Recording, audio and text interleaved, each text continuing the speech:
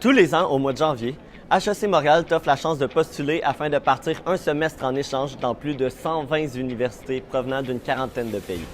Une expérience très enrichissante qui te permettra non seulement de découvrir une nouvelle culture, mais également de t'ouvrir l'esprit tout en créditant tes cours de langue. Cette semaine, la chaise bleue t'amène sur les 5 continents. On commence avec le plus proche. Voici ce qu'ont vécu nos étudiants partis ailleurs en Amérique du Nord. Mais n'oublie pas, ton dossier scolaire compte dans l'attribution de ta destination. Alors voici une mise en bouche spéciale. El Mexico et the United States of America.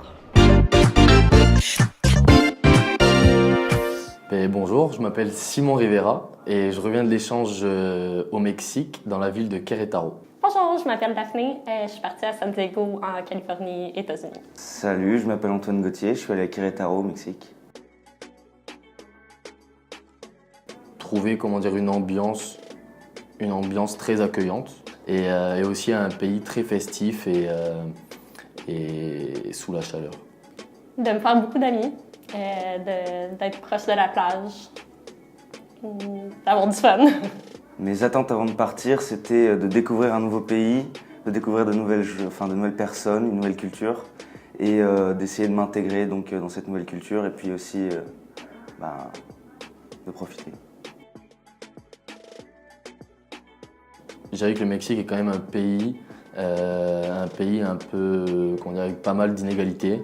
Donc je vous dirais que c'est pas mal le côté Mexique reculé, avec quand même des peuples qui vivent en quasi totale autonomie et avec très peu de moyens et qui restent, on va dire, très éloignés du mode de vie des Mexicains en capitale ou dans les quelques villes développées. La culture en Californie est très proche d'ici. Moi, j'ai grandi dans un milieu anglophone. C'était très similaire. Définitivement, la température, le fait qu'on puisse faire des choses dehors tout le temps, du surf. Le chaud, la chaleur plutôt. Le fait que les villes soient vraiment étalées et soient énormes, en fait, tu te rends compte que l'échelle humaine, c'est complètement différent des villes qu'on peut croiser, par exemple, en France, ou des choses comme ça. Ça a été une arrestation par la police fédérale à un poste de frontière. Et on s'est fait contrôler. Les policiers ont essayé de nous accuser d'un fait qui n'était pas le cas.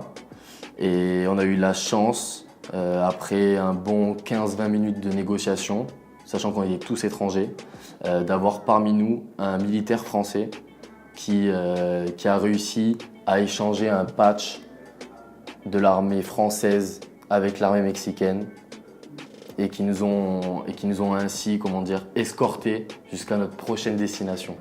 C'est définitivement mes cours d'escalade et de surf. J'avais des cours de sport crédités, puis je me suis fait tellement d'amis, puis on a fait des voyages. Je prends mon vol, j'arrive à Querétaro et là je me rends compte qu'ils avaient perdu ma valise.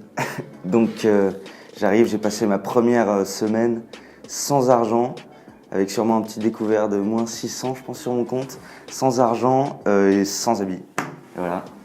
Je me suis acheté des caleçons.